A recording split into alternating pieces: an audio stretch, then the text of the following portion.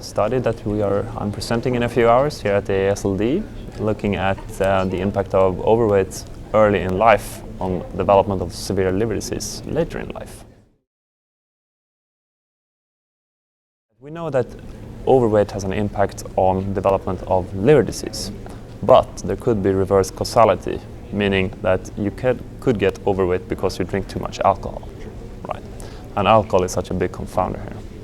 So we wanted to see what happens if you are overweight very early on in life. So to do this, we were able to obtain a data set on almost 50,000 young Swedish men 18 to 21 years of age who were enlisted for conscription in Sweden 1969 to 1970. And at this time, conscription was mandatory in Sweden, so we were able to include 97% of the age class at that time. At this conscription, they registered height, weight, but also a lot of stuff including alcohol use through questionnaires, cognitive ability, blood pressure, a lot of parameters. And we were able to link this data set to national population-based registries in Sweden, where we can see who has died and what they die from, and if they are hospitalized for anything.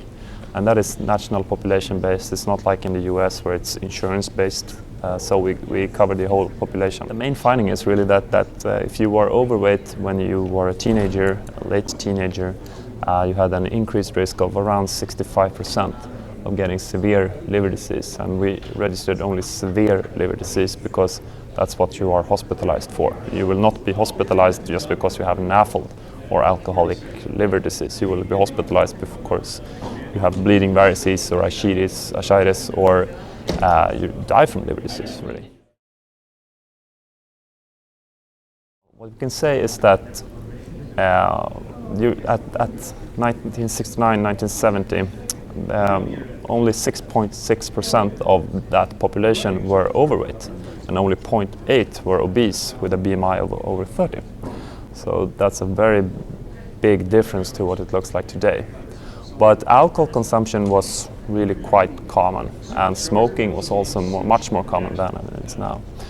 But even after adjusting for alcohol, use of narcotics, smoking, blood pressure, etc., we still saw that there was a bigger risk for the overweight group. I don't think the mechanism for development of severe liver disease because you are overweight has changed. So I think this means that as obesity and overweight is increasing, so will liver disease. And we saw that it took quite a while to get a liver disease. So it means that we will probably see a lot more liver disease in Sweden and in the rest of the world as well because of overweight. And that will come not 5 or 10 years, but maybe 30 years after you're overweight. I think what it means is that you have to start really early, because the risk starts from a very early age, and you can't really just treat people who are maybe 50, 60 years old with weight reduction, because they will already have some of the consequences. So the best thing is to never become overweight in the first place, and that can only be achieved through policymakers.